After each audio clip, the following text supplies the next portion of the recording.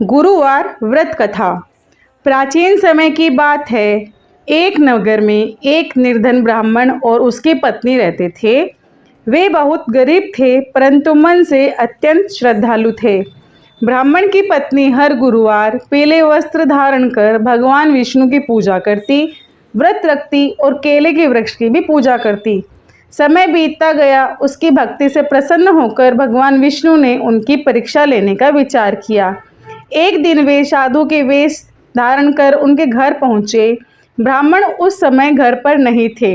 ब्राह्मण की पत्नी ने साधु को प्रणाम किया और आदर पूर्वक आसन दिया। साधु ने कहा, माताजी, मुझे भोजन चाहिए। घर में कुछ भी नहीं था, फिर भी उसने पड़ोस से आटा उधार लिया और साधु को प्रेम पूर्वक भोजन कराया।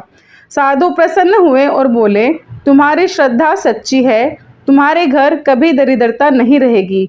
यह कहकर वे अंतर्ध्यान हो गए। कुछ ही दिनों में ब्राह्मण के घर धन धान्य, सुख समृद्धि और शांति का वास हो गया। पड़ोसी आश्चर्य करने लगे। ब्राह्मण की पत्नी ने सबको बताया कि यह सब गुरुवार व्रत और श्री हरि की कृपा का फल है। धीरे धीरे पूरे नगर में गुरुवार व्रत का महत्व फैल गया।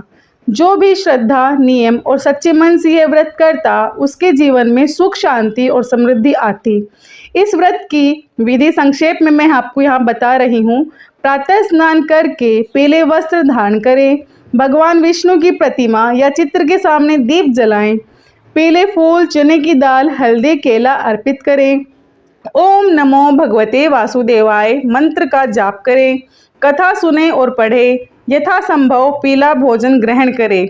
इस व्रत का फल मिलता है कि जो व्यक्ति श्रद्धा से यह व्रत करता है, उसके जीवन की बाधाएं दूर होती है, विवाह में आ रही रुकावट समाप्त होती है, घर में सुख समृद्धि का वास होता है। ऐसे ही पौराणिक कथाएं सुनने के लिए धर्म, आस्था और विश्वास चैनल को सब्सक्राइब करें। सभी का भला हो।